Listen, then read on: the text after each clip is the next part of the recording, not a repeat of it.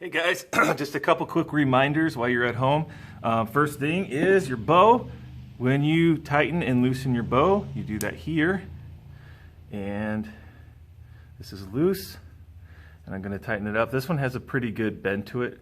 As I tighten it, you're going to notice that this and this, they start to grow apart. And you don't want it too far. You don't want to bend it and make it look like a rainbow. All right, if that makes sense. So shoot about right here so you can put like one pinky through the space on a typical violin bow. And that's going to give you the friction that you need. Now, if you're pressing your strings, and you don't want to touch this with your finger though, because the rosin, which this is a bad example of rosin because it's not in a container.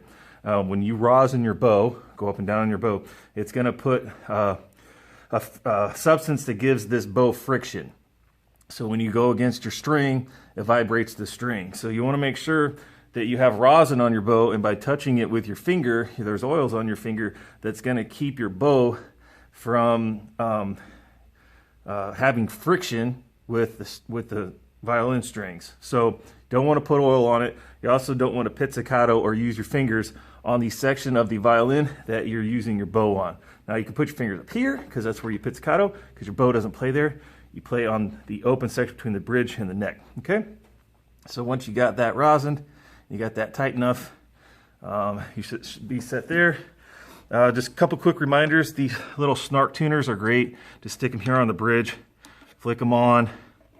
G is your first note. D, A, E. All right, I'll play them again. All right, that's what you want to tune it to.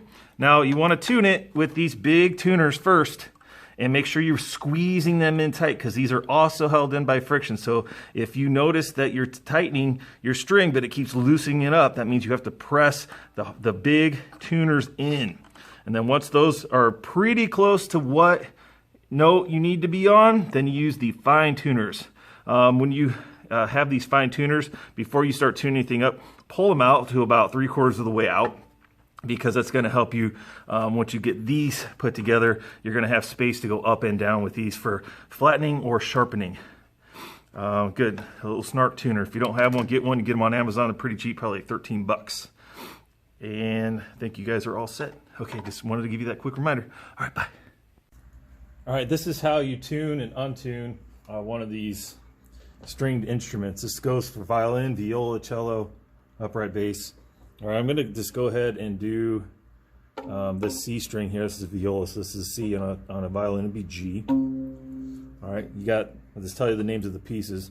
You got the fine tuner here, bridge, of course, string, and then your tuning peg here. This is the main tuner. You'll notice that the way that they're wound is they're wound from the top to the back, and then back down and up and around. And they all have to be done that way. I'm going to loosen this one up. Pull it completely out. And set this down. Let me show you what the string looks like. Here's a string. It has this gold tip at the end. And that's going to be held in by this right here. All those, there's gold tips in there. They're being held down. It's hard to see, but before we do that, I'm going to straighten this back out because they come from the package straight.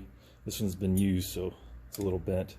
I'm going to push that back in straight. Now, these tuner pegs, check this out. They come completely out. The only thing, and then there's a small hole that you put the string through. The only thing that holds these in, if you look at the other side, the tuning pegs coming through there also, the only thing that holds them in is friction. Okay, so it's not like a guitar where they're bolted on there. This is just held in by friction. So if this isn't pushed in all the way, if that's not pushed in all the way, it's just going to pop out and unwind. It's just going to unwind. So when you turn it, you don't just turn it this way, but you turn and push in this way at the same time, because you're pushing it into where it needs to be seated. over here, and that'll keep it locked in place. All right, let me get my string. So I straighten my string out a little bit. I'm going to try to find the hole that this goes in.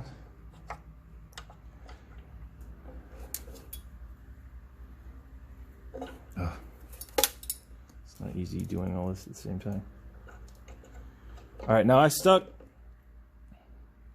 because I want this string to be on the far side of the neck here, or the head, I had to move the hole over to this side so I could put it in on this side. I don't want to put it in the middle where my pointer finger's at, or on this side where it's pointing now. I want it right where it's at.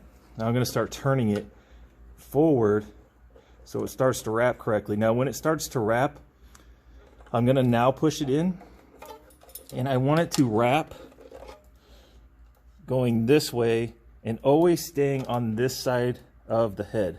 I don't want it going over here. So I want the coils to be in the middle of the head, and I want the string to be on the far side, if that makes sense.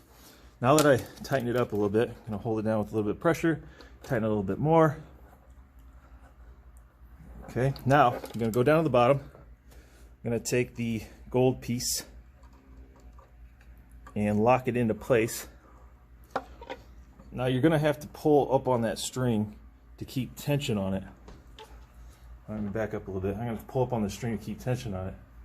It's like this. And again, you're pushing in as you turn the tuning peg. You're pushing in as you turn the tuning peg.